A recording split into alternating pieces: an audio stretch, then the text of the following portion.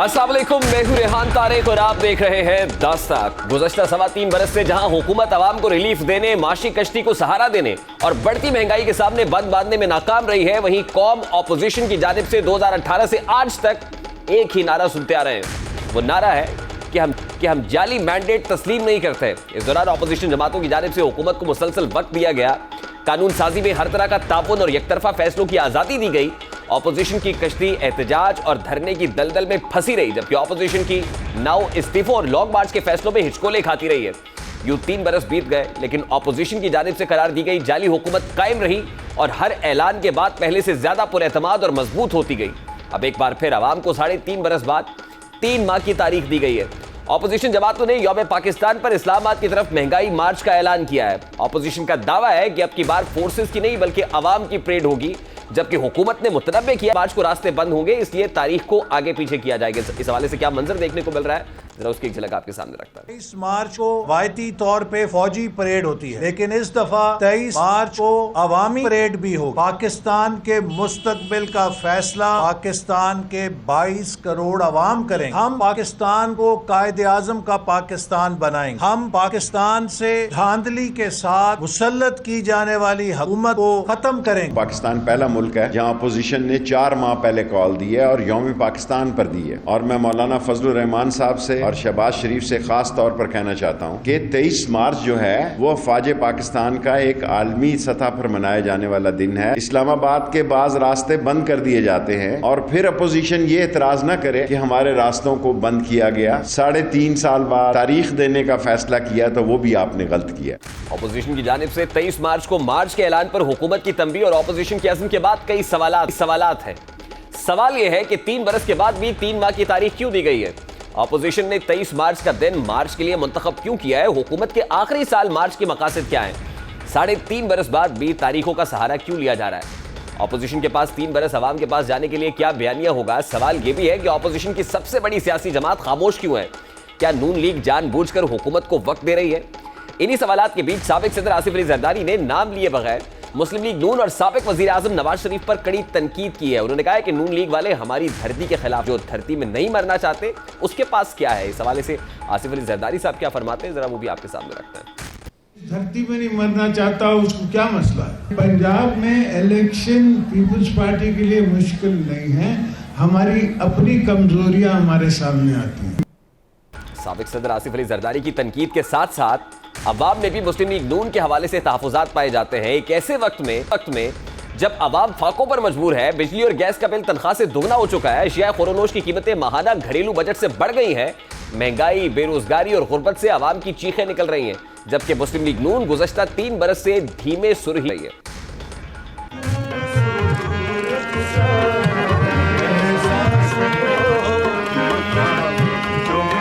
हम नहीं जानते मगर जी नहीं सकते तुम्हारे बिना।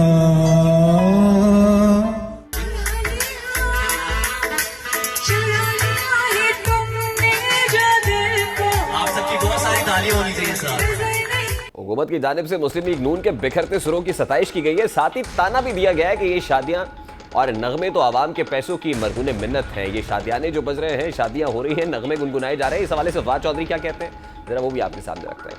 हमारा तो उनके साथ सियासी इख्तलाफ है, उनकी जो खुशियां हैं वो उनको मुबारक हो। हमारा तो सिर्फ इतना एतराज है कि हमारे पैसों से शादियां ना करें, सिर्फ वो पैसे जो हमारे हैं वो हमें वापस कर दें, बाकी जो है वो उसमें हमारा कोई इशू नहीं है। हुकूमत मुस्कुरा रही है, बज़ाहिर पुरएतमाद दिखाई दे रही है। पाकिस्तान मुस्लिम लीग नून का दावा है कि हुकूमत को इदारों और इस्टेब्लिशमेंट की हिमायत हासिल है। अगर हुकूमत से इस्टेब्लिशमेंट हाथ खींच ले तो हुकूमत चंद दिन भी नहीं चल सकती। मैं नहीं समझता हूं कि अदम एतमाद हो सकता है जब तक इस्टेब्लिशमेंट का असर रहेगा सियासत में। ज्वाइंट सिटिंग के बाद ज़ाहिर कुछ तब्दीलियां हो गई, कुछ शख्सियात जिन पर आप बाकायदा तौर पर डायरेक्ट तनकीद करती है नून लीग, उनके तबादले हो गए। 20 नवंबर गुजर गया, उसके बावजूद भी आपको यह एतराज है? देखिए, मैं शख्सियात पे ज्यादा एतमाद करने वाला आदमी नहीं हूं। मुझे तो निजाम की बात नजर आती है। ये निजाम के फैसले हैं, ये शख्सियात के फैसले नहीं होते। मुस्लिम लीग नून अब इदारों पर हुकूमत की पुष्पनाई का इल्जाम आयद कर रहे हैं, जबकि ऑडियोज और वीडियोज के जरिए अपने बयानियों को तकवीयत भी देने की कोशिश की गई है, मगर ऑडियो और वीडियो के बाद नून लीग की जानिब से तवील खामोशी इख्तियार कर ली गई है। गिलगित बल्तिस्तान के चीफ जज के मुबैना बयान हल्फी का मामला ताहाल गर्म है, जबकि नून लीग खामोश है। उधर इस्लामाबाद हाई कोर्ट ने गिलगित बल्तिस्तान के सुप्रीम एपलेट कोर्ट के साबिक चीफ जज राना शमीम को 13 दिसंबर तक असली हल्फनामा जमा कराने का हुक्म देते हुए खबरदार किया है कि अगर उन्होंने ऐसा न किया तो उसी दिन उन पर फर्द जुर्म आयद कर दी जाएगी। आज समाअत में सुप्रीम कोर्ट बार के साबिक सदर और सीनियर वकील लतीफ आफरीदी राना शमीम की जानिब से पेश हुए और शो कॉज नोटिस का जवाब दाखिल कराया। अपने जवाब में राना शमीम ने सहाफी अंसार अब्बासी की खबर में शामिल होने के मतन की तस्दीक कर दी, ताहम ये कहा कि उन्होंने इसे शेयर नहीं किया था। लतीफ आफरीदी से जब अदालत ने पूछा कि असल हल्फनामा क्यों पेश नहीं किया तो उन्होंने कहा कि असल दस्तावेज बरतानिया में राना शमीम के पोते के पास है, जिनका कुछ खुफिया लोग पीछा कर रहा है। उनके इस इंकिशाफ पर चीफ जस्टिस ने कहा कि शायद आपके मौक्किल ने आपको गलत इत्तला दी है, वो बरतानिया में है जहां ऐसा नहीं होता। दौरान समाअत जस्टिस अतर मिनल्ला ने कहा कि लतीफ साहब, हम जजेस प्रेस कॉन्फ्रेंस नहीं कर सकते, हमारे खिलाफ एक बयानिया बनना शुरू हो गया है कि किसी शख्स को इलेक्शन से पहले जमानत नहीं दी जा सकती। ये खबर और हल्फनामा इस अदालत के खिलाफ बयानिए का हिस्सा है। सवाल यह है कि हल्फनामे के मुताबिक अगर आपके मौक्किल की मौजूदगी में इतना बड़ा जुर्म हुआ और चीफ जस्टिस ऑफ पाकिस्तान ने ऐसी बात की तो वो 3 साल खामोश क्यों रहे? फिर जिनके बारे में हल्फनामे में लिखा है वो मुतल्लिका जज तो उस वक्त छुट्टी पर थे, जबकि जिन 2 जजेस ने नवाज शरीफ और मरियम नवाज की जमानत वाला केस सुना था वो दोनों बेहतरीन साख के हामिल हैं। खबर से बयानिया बना के सारे जज कॉम्प्रोमाइज कर रहे थे। जिसने बेंच बनाया, जिसने केस सुना, सब पर शुकों को शुबात पैदा किए गए। 3 साल बाद किस वजह से बरतानिया में हल्फनामा बनाया गया? क्या जमीर जाग गया? लतीफ आफरीदी से मुखातिब होकर चीफ जस्टिस अतर मिनल्ला ने कहा कि आप इस शहर से आए हैं जहां मरहूम जस्टिस वकार अहमद सेठ साबिक chief justice Peshawar high court जैसे जज थे, उनको कोई प्रेशर नहीं डाल सकता था। उस अदालत के जज भी ऐसे ही हैं, किसी में जरूरत नहीं कि मुझे अप्रोच करे, यही हाल मेरे जजेस का है। चीफ जस्टिस ने कहा कि मसला यह है कि जो कुर्सी पर बैठता है उसका जमीर नहीं जागता, बाद में जागता है। उनका कहना था कि जजेस को अपना दरवाजा बंद रखना चाहिए ताकि उन पर प्रेशर महसूस ही ना हो। इस पर लतीफ आफरीदी का कहना था कि हमने नहीं सुना कि आपका या किसी और जज का दरवाजा असर और रसूख कबूल करने के लिए खुला हो, यह तयशुदा बात है। ताहम चीफ जस्टिस ऑफ पाकिस्तान के हवाले से सवालात हैं। इस पर जस्टिस अतर मिनल्ला ने कहा कि अदालत chief justice of Pakistan justice Saqib Nisar की तौहीन का केस नहीं सुन रही, बल्कि इस्लामाबाद हाई कोर्ट का केस है। कि आप चाहते हैं कि मेरे समेत जजेस की इंक्वायरी शुरू हो जाए? ऑडियोज और वीडियोज के अलावा मुस्लिम लीग नून, जो कि मावा करती रही है कि एक पेज अब नहीं रहा, अब उसी नून लीग की जानिब से हुकूमत की मजबूती का एतराफ भी कई सवालात खड़े कर रहा है। ऑपोजिशन का इल्जाम है कि हुकूमत के करप्शन के केसेस इदारे नजरें चुरा रहे हैं, जबकि करप्शन में मुलव्वस हुकूमती उहदेदारात आजाद घूम रहे हैं।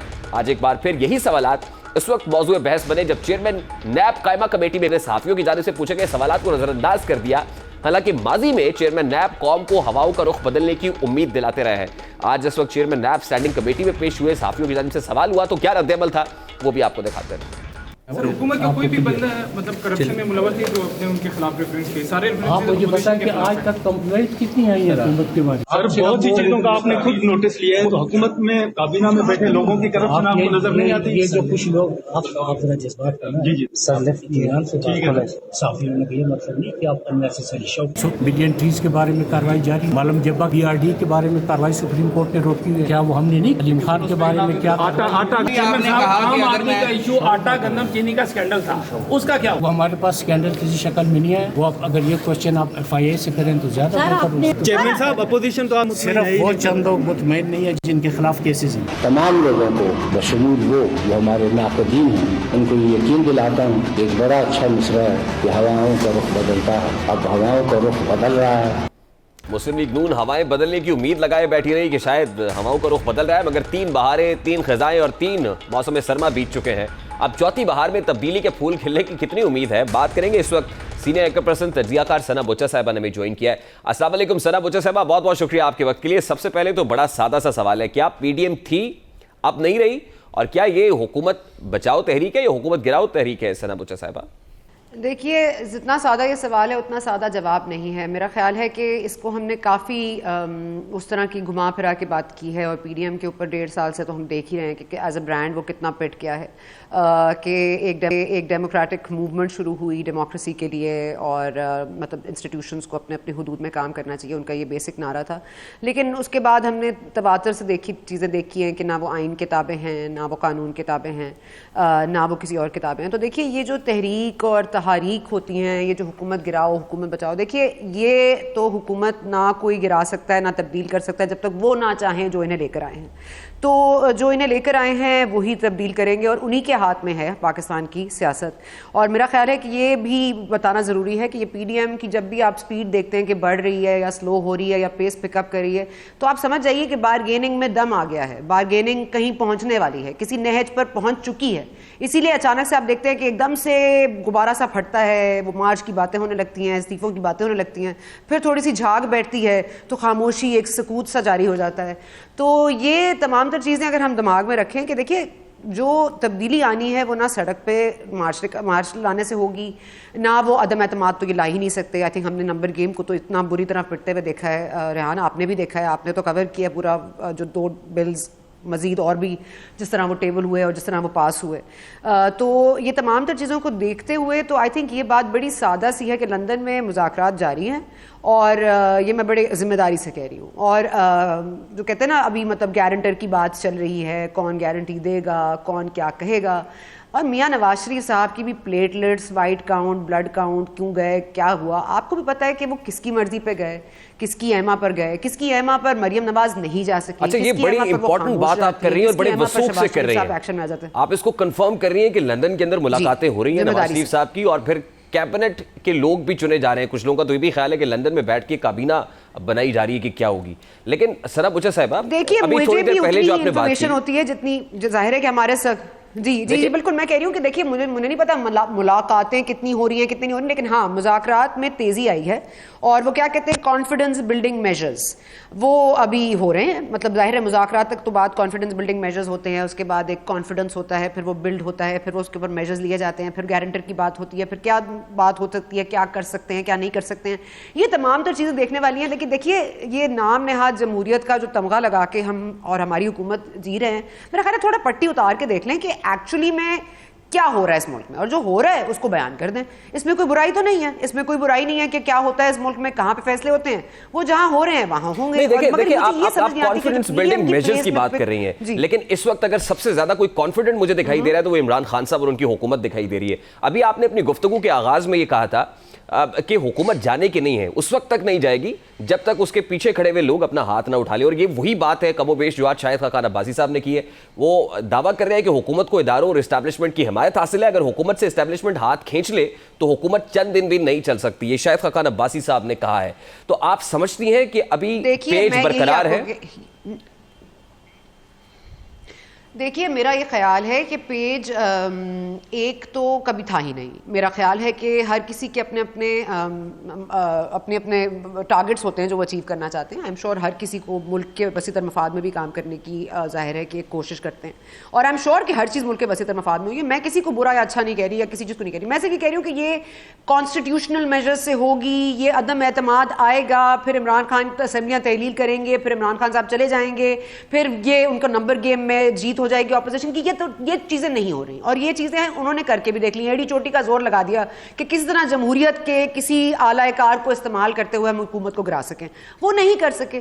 तो अब ले दे के उनके पास क्या तरीका रह गया? उनको जब वहां से कोई हरी झंडी दिखाता है वो वहां पे भाग जाते हैं। आपको नजर आता है कि पीडीएम बैठ गई, फिर आपको नजर आता है कि वहां से लाल झंडी नजर आ गई है तो फिर पीडीएम की आवाज एकदम से राइज हो जाती है। फिर आप देखते हैं कि तसलसल जब आता है, जब डेट्स आना शुरू हो जाए तो आप समझ जाए बार्गेनिंग कहीं पहुंचने ही वाली है। इस खेल ही खेल में तबाही किसकी हो रही है? देखिए पहले इदारों को मिलान करने की कोशिश की जाती रही, मजमा आम में की गई, उसके बाद अदालतों को प्रेशराइज और अदालतों की साख को मुतासिर करने की कोशिश हुई है। अब देखिए अभी तक तो ये तमाम तर कोशिशें और साजिशें दिखाई दे रही हैं, जैसे आपने राना शमीम अख्तर साहब के बयान हल्फी का हवाला दिया। आप डेस्परेशन देखिए, मैं वही कह रही हूँ, डेस्परेशन देखिए कि पहले आप एक चीज़ को आईनी तौर पर करने की कोशिश करते हैं या अतम एतमाद लाने की कोशिश करते हैं, या पीपल्स पार्टी के साथ एतमाद बनाते हैं या इत्तेहाद बनाते हैं। फिर पीपल्स पार्टी को आप सुनते हैं कि पीपल्स पार्टी की डील हो गई है, पीपल्स पार्टी से मौलाना साहब नाराज़ हो गए हैं, पीपल्स पार्टी ने पीडीएम के प्लेटफॉर्म से अलहदा हो गए हैं। अब वही पीपल्स पार्टी है, अब कहाँ गई डील की बातें, अब कहाँ गई डील की बातें? अब तमाम तर चीज़ों को देखते हुए आपको भी पता है कि पहले उन्होंने आइन के जरिए से कुछ करने की कोशिश की, वो कर नहीं पाए। उन्होंने इत्तेहाद बनाने की कोशिश की ऑपोजिशन से, वो बना नहीं पाए। लड़काना तक मरियम नवाज चली गई, वहां तक कुछ नहीं हो पाया, उसके बाद कुछ नहीं हुआ। उसके बाद क्या हुआ, उसके बाद उन्होंने सोचा कि चले जी इदारों के नाम लेना शुरू कर दें, फिर इदारों के अफराद का नाम लेना शुरू कर दें, वहां से बात नहीं बनी, फिर बैक टू स्क्वायर वन, फिर उन्होंने कहा चलो यार बदलिया वाला कार्ड खेलते हैं। अब जाहिर है उनके पास भी कुछ ना कुछ मवाद है, अब वो मंजर आम पर आएगा तो जाहिर है मुल्क की जगहसाई तो हो ही रही है, मजीद हो जाएगी। तो मेरा ख्याल है कि इसको रोकने के लिए दोनों तरफ से कोशिशें की जा रही होंगी, लेकिन जब उनकी नहीं सुनी जाती तो वो और चीजें पंप अप करते हैं। तो सना मुझे सब आप ये समझती हैं, खेल खेल रही है, वो भी अपना खेल खेल रहे हैं, इस पूरे खेल में हम हमारे साथ खिलवाड़ हो रहा है जी। तो सना मुझे सब आप ये समझती हैं कि Muslim League Noon point of no return पर आ चुकी है सब कुछ करने के बाद? बिल्कुल बिल्कुल, मेरा ख्याल है कि अब उनके पास चारा नहीं है। लेकिन देखिए ना, ये भी कितनी बड़ी आजमाइश है कि ऑपोजिशन को आपने इतना लंगड़ा लूला मोहताज उसके हाथ बांध दिए, कभी उसका मुंह बंद कर दिया, कभी उसके पैर घसीट लिए, कभी उसको जंजीरों में जकड़ दिया, कभी उसको करप्शन के नाम पे डाल दिया, कभी उसको नैब के हवाले कर दिया, कभी उसके ऊपर FIA खोल दिया। तो ये तमाम तर चीजें करने के बावजूद ऑपोजिशन आपके साथ, आप देख लें, आप कॉन्फिडेंस की बात करें, क्या मरियम नवाज में कॉन्फिडेंस कम है? क्या आपको लगता है मरियम नवाज में कभी भी कॉन्फिडेंस वेवर हुआ है? तो कॉन्फिडेंस तो शैटर किसी का भी नहीं होता, क्योंकि कॉन्फिडेंस शैटर होने दिया नहीं जाता। जी मरियम नवाज साहब तो कॉन्फिडेंस हमने देखा है कि वो बड़ी सुरीली आवाज के अंदर गाना गा रही है कि तुम देना साथ मेरा, वो हम नवा, पता नहीं किसको कह रही है, वो किसके साथ की बात कर रही है? अरे बहुत अच्छा गा रही हैं, उनके बेटे की शादी है, वो खुश हैं, जरूर गाएं। मतलब इसमें तो अब कोई आप मुझसे क्या सुनना चाहते हैं? बहुत अच्छा गाया उन्होंने, मुझे बहुत अच्छा लगा उनका गाना गाना। नहीं तो इसको अगर आप कॉन्फिडेंस कह रही हैं तो बिल्कुल ठीक है, ये तो कॉन्फिडेंस है, लेकिन सियासत के अंदर मैं ये कॉन्फिडेंस नहीं कह रही उनकी, नहीं, उनका कॉन्फिडेंस आपको नजर आता है, तमाम तकारीर में नजर आता है, जब वो नैब के सामने पेश होती नजर आता है, जब वो अपनी पेशी के लिए इस्लामाबाद हाईकोर्ट जाती है आपको नजर आता है, उनकी पूरी टोन में है, उनके पूरे नैरेटिव में है, उनकी पूरी पर्सनालिटी में है। तो ऐसा तो आप नहीं कह सकते कि कॉन्फिडेंस एक अगर डिसाइडिंग फैक्टर होता तो फिर कॉन्फिडेंस तो कम यहाँ भी नहीं है। तो कहने का मकसद यही है कि जाहिर है कि जो रवैया इख्तियार किया जाएगा वही आपके फ्यूचर में काम आएगा, और रवैया आपने सख्त करके देख लिया, आपने नरम करके देख लिया। महंगाई मार्च की जो तारीख मुकर्रर की गई 23 मार्च, इसके ऊपर भी काफी डिबेट हो रही है कि 23 मार्च एक सोची समझी साजिश के तहत रखी गई है कि यौम पाकिस्तान होता है और वफाकी दारुल हुकूमत के अंदर फौजी परेड होती है।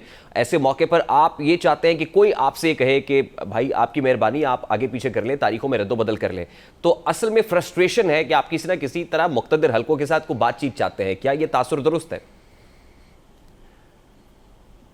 बिल्कुल दुरुस्त है। मेरा ख्याल है कि 23 तारीख देने का मकसद ही ये था कि इस पे भी बहस हो जाए। देखिए 23 तारीख देने वाले को भी पता है 23 तारीख को क्या होता है, बच्चे को पता है इस मुल्क में 23 मार्च का क्या अहमियत है, आपको भी पता है, मुझे भी पता है, आप किसी बच्चे से पूछेंगे शायद उसको भी पता हो। तो इसलिए 23 तारीख देने वालों को भी पता होता है किस तरह का हवा निकलेगा और हवा बनेगा, और वो हवा बनाना भी चाहते हैं, और जो बनाने वाले हैं और जो सुनने वाले हैं और उसको मज़ीद हवा देने वाले हैं, जो हमेशा या तो कोई मतलब नज़रिया ज़रूरत का कानून ले आते हैं या ज़रूरत के तहत अपना नज़रिया तब्दील कर लेते हैं, तो उनके लिए तो ये हवा काम आता है ना कि आप किसी को पार्टी को मलाइन करना, उनको एंटी पाकिस्तान करार दे दें, तो वो ये खेल खेलेंगे और ये खेल चलेगा इस मुल्क में, क्योंकि यही खेल चलता है। अच्छा, इंटरेस्टिंगली, वेरी इंटरेस्टिंगली, मुझे आज आपके एनालिसिस से ये लग रहा है कि वाकई मामला जो है PDM के हाथ ठीक नहीं चल रहे और इमरान खान साहब हुकूमत अगले 5 साल की टर्म भी लेने के लिए तैयार है। मेरा ये ख्याल है कि मैं हतमी तौर पर शेख रशीद की तरह फाल नहीं निकाल सकती, लेकिन मेरी इंटेलिजेंट गैस यही होगी। देखिए politics is always I have said is the art of possibility, उसमें कुछ भी हो सकता है। कहने को इमरान खान 20 साल रह सकते हैं, कहने को 20 दिन भी ना रहें, ये सब वक्त की बात है। कौन सा पहिया कब कहाँ कौन से ट्रैक पर चढ़ जाए, भाई ना आपको पता है ना मुझे पता है। ये बात तो शेख रशीद को भी नहीं पता, ये तो पिंडी वालों को भी नहीं पता, ये तो बस अल्लाह को पता है और फिर आने वाले वक्त ही बताएगा। इसलिए मेरा ख्याल है कोई हतमी बात नहीं करनी चाहिए, लेकिन हाँ मेरा ये ख्याल है कि पॉसिबिलिटी बहुत ज़्यादा है कि कोई तो गिव एंड टेक कहीं ना कहीं तो हो रहा है, जिसका हम इफेक्ट देखेंगे आने वाले दिनों में, और ये आज कल में देखेंगे हम। मतलब ये को बहुत, मैं मार्च की बात नहीं कर रही, मार्च का तो एक हवा हमने छोड़ दी है, बीच में हमारे 4 महीने और भी हैं, तो 3 महीने और भी हैं, मेरा दिसंबर महीना पड़ा हुआ है आधा से ज़्यादा, और भी 2 महीने हैं, उनको गुजार लें फिर बात करेंगे। अच्छा, ये बड़ी इंपॉर्टेंट बात करनी, जाते जाते बता दें, क्योंकि 3.5 महीने, तकरीबन 3.5 महीने से कुछ ज़्यादा का वक्त है 23 मार्च के महंगाई मार्च में। वैसे तो महंगाई मार्च नाम देना, इससे पहले भी आपने बहुत सारे महंगाई मार्चेस कर लिए, आई डोंट नो इसके पीछे क्या स्ट्रैटेजी है, लेकिन क्या होने जा रहा है? मतलब आप कह रही हैं कि आने वाले चंद दिन के अंदर कुछ ना कुछ दिखाई देगा, अभी भी आप इतनी पुरुमीद क्यों हैं? देखिए, या तो मैं ये समझती हूँ कि 23 मार्च को ये जाहिर है कि सर्दियां हैं, उसके बाद आपको पता है कोविड का दौर है जिसकी पहले परवाह नहीं हुई, लेकिन उसके बाद फिर रमजान मुबारक है कि कोविड भी एक चीज़ होती है, कहीं हकीकत है। हाँ, तो रमज़ान है, तो मैं कह रही हूँ ये सारे तमाम तर जो डेट्स हैं उनको ये देख कर ही फैसला किया गया। तो ये तो एक इंटेलिजेंट फैसला तो ज़रूर है कि मार्च में हो सकता है, उससे पहले तो हो ही नहीं सकता था। लेकिन मार्च तक आपको टाइम कितना मिल गया? आपको 3.5 महीने मिल गए। आपको राना शमीम की आज पेशी मिल गई, आपको उनकी आपको आज आप समझ आ गई कि he is not banking down. आपको तमाम तर एंगल्स देखिए ना, आप सियासत को देखिए तो सही, आप एज एन एम्पायर देखिए कि आप सिर्फ बॉल को नहीं देख रहे हैं, आप बॉलर को भी देख रहे हैं, आप क्रिकेटर को भी देख रहे हैं, आप विकेट भी देख रहे हैं, आप बाउंसर को भी देख रहे हैं, आप पीछे विकेट कीपर को भी देख रहे हैं। तो ये तमाम तर चीज़ें जो इस वक्त कारामद हैं, जो इस वक्त काम कर रही हैं इस मुल्क में, वो तमाम तर चीज़ें जो सियासी पैंतरा बदल रही हैं वो आपको नजर आ रहा है। अगर आपको नजर आ रहा है मंजर पे चीज़ें तब्दील होती नजर आ रही हैं तो उसका मतलब तब्दीली तो आने वाली है। बहुत शुक्रिया सना बुच्चा साहब आपके वक्त के लिए। सीनियर एंकर पर्सन तजियाकार सना बुच्चा साहब हमारे साथ मौजूद थी। अभी एक ब्रेक लेंगे, ब्रेक के बाद वापस आएंगे, बात करेंगे कि नादरा को जो इख्तियारात दिए जा रहे हैं क्या वाकई अब मोहतात होने का वक्त आन पहुंचा है। इस ब्रेक के बाद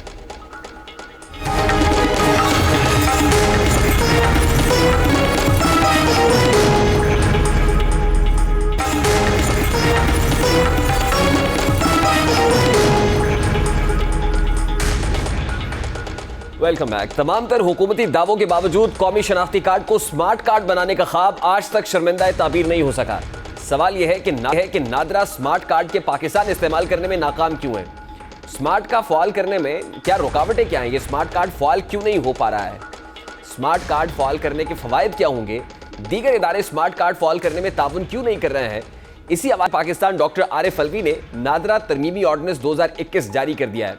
नए ऑर्डिनेंस के तहत तमाम इदारे अपना डेटा नादरा को देने के पाबंद होंगे। सेक्शन 7 में तरमीम के तहत डेटा फराम ना करना बेकायदगी होगी, इर्रेगुलरिटी तस्वुर की जाएगी। नादरा को डेटा फरामी से इनकार काबिल सजा जुर्म तस्वुर होगा। सवाल यह है कि हुकूमत को यह ऑर्डिनेंस जारी क्यों कर। हुकूमत पाकिस्तान और नादरा ने इस हवाले से अक्टूबर 2012 में सिक्योर्ड कौमी शनाख्ती कार्ड है वो जारी किया, जो bank, tax collection, property registration authority, immigration department, असलहा और ड्राइविंग लाइसेंस जो है जारी करने वाली अथॉरिटी से मुंसलिक होगा। इसी कार्ड में इस हवाले से तमाम मालूमात मौजूद होंगी। इस कार्ड में सिक्योरिटी के हवाले से भी तकरीबन कोई 35 नकात रखे गए हैं, 35 फीचर्स हैं और इसे कौमी और बैनुल अक़वामी सतह पर ATM कार्ड के तौर पर और बैनुल अक़वामी एयरपोर्ट पर सेकेंडरी शनाख्ती कार्ड और इंश्योरेंस कार्ड के तौर पर भी इस्तेमाल किया जा सकता है। लेकिन इदारों के अदम ताउन के बायस ये ख्वाब ताहाल शर्मिंदा ताबीर नहीं हो सका। नादरा ने कई बार वजारत दाखिला को खत लिखा, मगर वजारत दाखिला खत का जवाब देने में तजब्जुब का शिकार रही, क्योंकि मुतल्लिका महकमों ने डेटा फराम करने से इनकार कर दिया था। PTI हुकूमत का दावा है कि साबिका हुकूमतें सिक्योर्ड कौमी शनाख्ती कार्ड को मुकम्मल फाल और मौसर बनाने के हवाले से तजब्जुब का शिकार थी, क्योंकि ये अशराफिया की बदउनवानियों को बेनकाब कर सकता है, जिसमें सियासतदान, आला ओहदों पर फाइज ब्यूरोक्रेट्स शामिल हैं। स्मार्ट कार्ड के जरिए बैंक लेन देन, टैक्स चोरी और जायदाद की खरीदो फरोख्त जैसे मामलात का सुराग लगाया जा सकता है। सवाल यह है कि मौजूदा हुकूमत स्मार्ट कार्ड जो इसको फाल क्यों नहीं कर सकी है? माजी की हुकूमतों को माफिया का डर था, तो मौजूदा हुकूमत किस बात का अंदेशा लिए बैठी है? नादरा जिसका अपना ही डेटा गैर महफूज है, दीगर इदारों की डेटा तक रसाई के नताइज क्या होंगे? स्मार्ट शनाख्ती कार्ड कितना महफूज होगा? इन्हीं सवालात का जवाब जो है वो यकीनन हमने के अंदर भी बताया था कि नादरा की सिक्योरिटी जो है वो किस हवाले तक कितनी हद तक महफूज है। हमने बताया था कि इस वक्त जो नादरा का डेटा है क्या वो सिक्योर है या नहीं है कि जो आम आदमी को एक स्मार्ट कार्ड के जरिए से सिक्योरिटी फराहम कर सके। हमारे प्रोग्राम का क्लिप आपके साथ शेयर करता है कि तहकीकाती इदारे यानी FIA की जानिब से नादरा का बायोमेट्रिक डेटाबेस हैक होने का इंकशाफ हुआ है। शहरियों की सिक्योरिटी पर सवालात खड़े कर दिए। इस आम इंकशाफ ने FIA के साइबर क्राइम विंग ने इंकशाफ किया है कि नेशनल डेटाबेस रजिस्ट्रेशन अथॉरिटी यानी नादरा का बायोमेट्रिक डेटा हैक हो चुका है। कौमी असम्बली की स्टैंडिंग कमेटी बराए इंफोटेक्नोलॉजी के इजलास में additional director FIA cyber crime wing doctor Tariq Parvez ने बताया कि नादरा का डेटा कॉम्प्रोमाइज्ड है और बायोमेट्रिक डेटा हैक हुआ है। डेटा हैक होने की वजह से मसाइल में इजाफा हुआ है। बायोमेट्रिक डेटा हैक होने से हैकर्स बासानी फ्रॉड करते हैं। साइबर क्राइम विंग को साइबर क्राइम के हवाले से अब तक 89,000 शिकायत मौसूल हुई हैं। उनका यह भी कहना था कि माली फ्रॉड के केसेस आते हैं और जब किसी को पकड़ते हैं तो कोई बुजुर्ग शख्स या खातून होती हैं। कमेटी इजलास के बाद additional director FIA cyber crime wing ने मजीद बताया कि सिम्स के बायोमेट्रिक के दौरान बाज़-औक़ात नादरा का डेटा कॉम्प्रोमाइज हो जाता है। इस मौके पर पाकिस्तान टेलीकम्युनिकेशन अथॉरिटी यानी PTA के चेयरमैन और फिर जनरल मैनेजर आमिर अजीम के बाजवा को कमेटी ने ब्रीफिंग देते हुए बताया कि ये जो बायोमेट्रिक डेटा हैक होने वाली बात है, इसमें गैर कानूनी तरीके से लोगों के अंगूठों के निशान लिए जाते हैं। इसलिए अब अंगूठे के निशान वाले मामले को खत्म करने के लिए 2 ऑपरेटर्स को 1 साल में 10 करोड़ और 5 करोड़ जुर्माना किया है। ना सिर्फ ये बल्कि 5,36,000 सिम्स को ब्लॉक भी किया गया है। तो इसमें तो कोई दो राय नहीं है कि नादरा का डेटा कॉम्प्रोमाइज्ड है। हमने 11 अक्टूबर को अपने ही प्रोग्राम में बताया था कि नादरा का डेटा हैक कैसे हो सकता है और सारिफीन का नादरा डेटा कैसे ऑनलाइन फरोख्त होता है। हमारी टीम ने एक स्टिंग ऑपरेशन किया था और उस ऑपरेशन में क्या बातें सामने आई थी, जरा वो भी आपके सामने रखता है।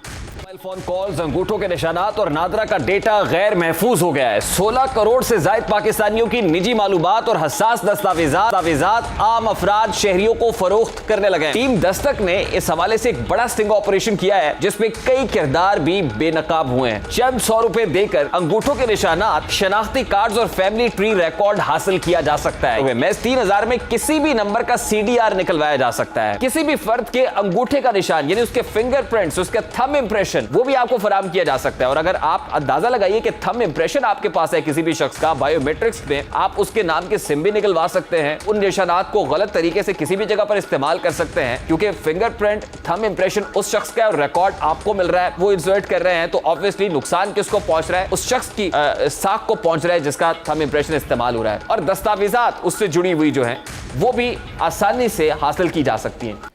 अब हुकूमत की जानिब से नादरा को खुद मुख्तार करने और नादरा को दीगर इदारों तक रसाई का कानून नाफिजुल अमल हो चुका है, लेकिन एक गैर महफूज और कॉम्प्रोमाइज्ड डेटा के होते हुए स्मार्ट शनाख्ती कार्ड का ख्वाब आखिर शर्मिंदा ताबीर कैसे होगा, जबकि नादरा की गफलत का निशाना खुद हुकूमती शख्सियात भी बन चुकी हैं। इस हवाले से विभागी मजारी साहिबा खुद एतराफ़ कर चुकी हैं। जरा उसकी एक झलक भी आपके सामने रखता हूं।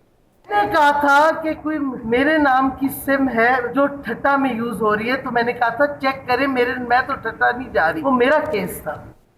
हुकूमती शख्सियात हो या सियासतदान, आम आदमी हो या अहम शख्सियत, नादरा का गैर महफूज डेटा सभी के लिए परेशान कुन है। कानून साजी के जरिए नादरा को इख्तियार देने से तो ज्यादा जरूरी कौमी इदारे के डेटा को महफूज बनाना है, जिस पर तवज्जो देने की जरूरत है क्योंकि नादरा की डेटाबेस के ऊपर ही वोटर लिस्टें बनेंगी। फिर इसी तरीके से इलेक्ट्रॉनिक वोटिंग मशीन के मैकेनिज्म से आम इंतखाबात कराने की बात हो रही है। अगर ऐसा कॉम्प्रोमाइज्ड डेटा लेकर इंतखाबात होंगे, यकीनन इंतखाबात भी मुतनाज़ हो जाएंगे, आम शहरी की सिक्योरिटी, उसका डेटा भी महफूज नहीं रह सकेगा। ये एक अलार्मिंग बात है जिस पर यकीनन अरबाब इख्तियार को एक्शन लेने की जरूरत है। अभी एक ब्रेक लेंगे, ब्रेक के बाद वापस आएंगे, बात करेंगे मीर रियासत इंसाफ की उम्मीद कब तलक है और खासतौर पर प्रॉपर्टी रियल एस्टेट इवैल्यूएशन के हवाले से अहम खबरें सामने आ रही है, उस पर बात करेंगे। इस ब्रेक के बाद हमारे साथ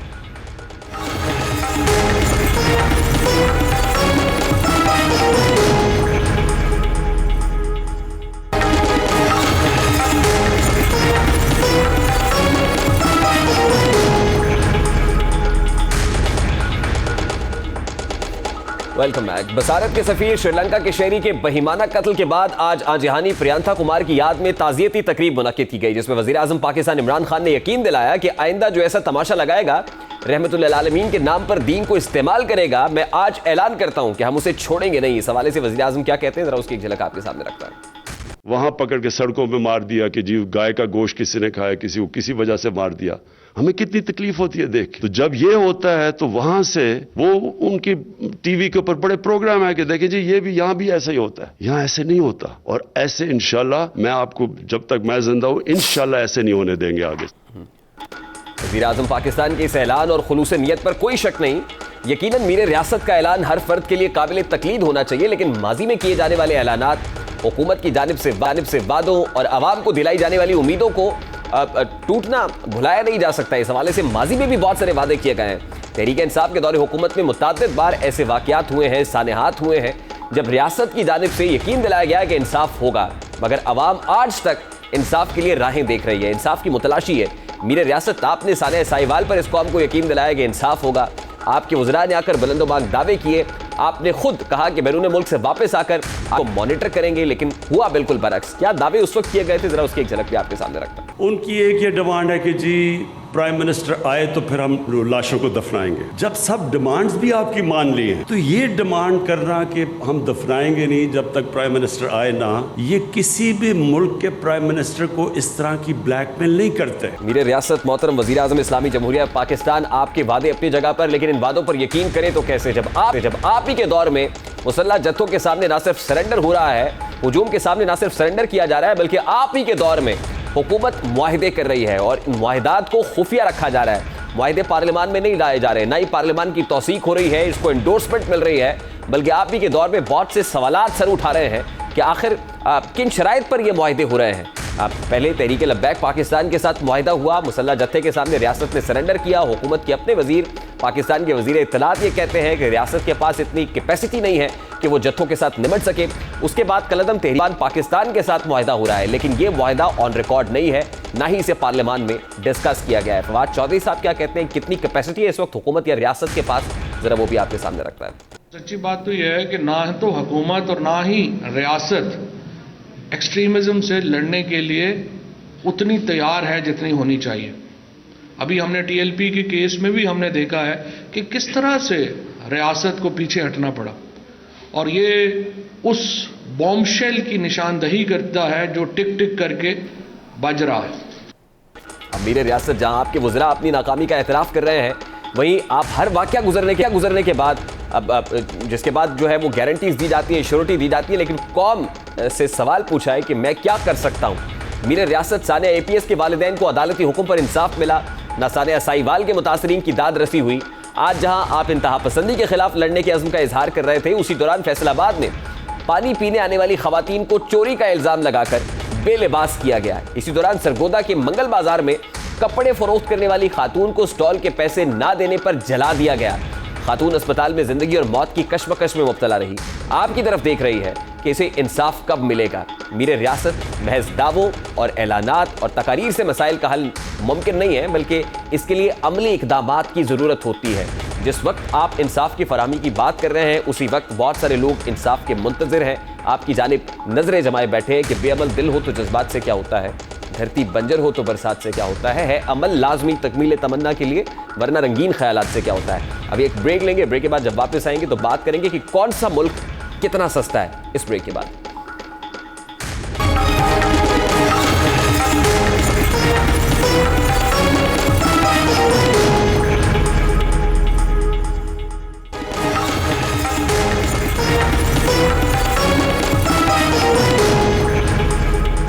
वेलकम बैक। वज़ीर इत्तलात फवाद चौधरी ने आज एक बार फिर दुनिया भर में होने वाली महंगाई की निस्बत पाकिस्तान में महंगाई की शरह को कम करार दिया है। इस हवाले से काबीना इजलास के बाद उन्होंने मीडिया से बात की है और मीडिया से बात करते बताया कि मुल्क में महंगाई भारत और बांग्लादेश से कम है। फवाद चौधरी, जरा उसकी एक झलक आपके सामने। हम इंडिया, श्रीलंका, बांग्लादेश से कंपैरिजन कर रहे हैं, और मासवाए चाय के तकरीबन हर चीज जो है, यानी आटा है, उसके बाद चने की दाल है, मूंग की दाल है, उसके बाद चीनी है, उसके बाद आपका टमाटर है, उसके बाद आपकी प्याज है, उसके बाद फ्रेश मिल्क है, और इवन पेट्रोल है। ये तमाम इस रीजन में श्रीलंका, इंडिया और बांग्लादेश से पाकिस्तान में इस वक्त सस्ते हैं। वज़ीर इत्तलात के बयान से कबल ही वज़ारत खजाना की दस्तावेज में हुकूमती बयानात की नफी की गई है। दस्तावेज के मुताबिक पाकिस्तान में रवा साल के पहले 10 माह में भारत और बांग्लादेश के मुकाबले ज्यादा महंगाई हुई है। जनवरी 2021 में पाकिस्तान में महंगाई 5.7, भारत में 4.1, बांग्लादेश में 5% थी। फरवरी में पाकिस्तान में महंगाई 8.7% बढ़ी, जबकि भारत में 5 और बांग्लादेश में 5.3% थी। मार्च में पाकिस्तान में महंगाई 9.1% तक बढ़ गई। वज़ारत खजाना की दस्तावेज में बताया गया है कि अप्रैल में पाकिस्तान में महंगाई की शरह 11.1% रिकॉर्ड की गई, मई में 10.9%, जबकि भारत में 6.3% और बांग्लादेश में 5.3% थी। जून में पाकिस्तान में महंगाई की शरह 9.7 तक पहुंच गई। जुलाई और अगस्त में 8.4 रही, ताहम सितंबर में पाकिस्तान में महंगाई 9% हो गई और भारत में 4.4% और बांग्लादेश में 5.5% रही। अक्टूबर 2021 में पाकिस्तान में शरह 9.2 तक पहुंच गई, जबकि भारत में 4.4 तक बरकरार रही। वज़ारत खजाना की दस्तावेज से कबल सियासतदान और अवाम हुकूमती दावों पर सवाल उठा चुके हैं, लेकिन हुकूमत हमेशा अवाम को बताती रही है कि खित्ते की निस्बत पाकिस्तान दुनिया का सस्ता तरीन मुल्क है, जबकि वज़ारत खजाना की दस्तावेज के बावजूद हुकूमत भी पुराने ही दावे कर रही है। यकीनन सोचने की बात है। प्रोग्राम का वक्त अपने इख्तिताम को पहुंचा। आपसे मुलाकात होगी इंशाअल्लाह कल। अपना रखिए ख्याल। अल्लाह हाफ़िज़।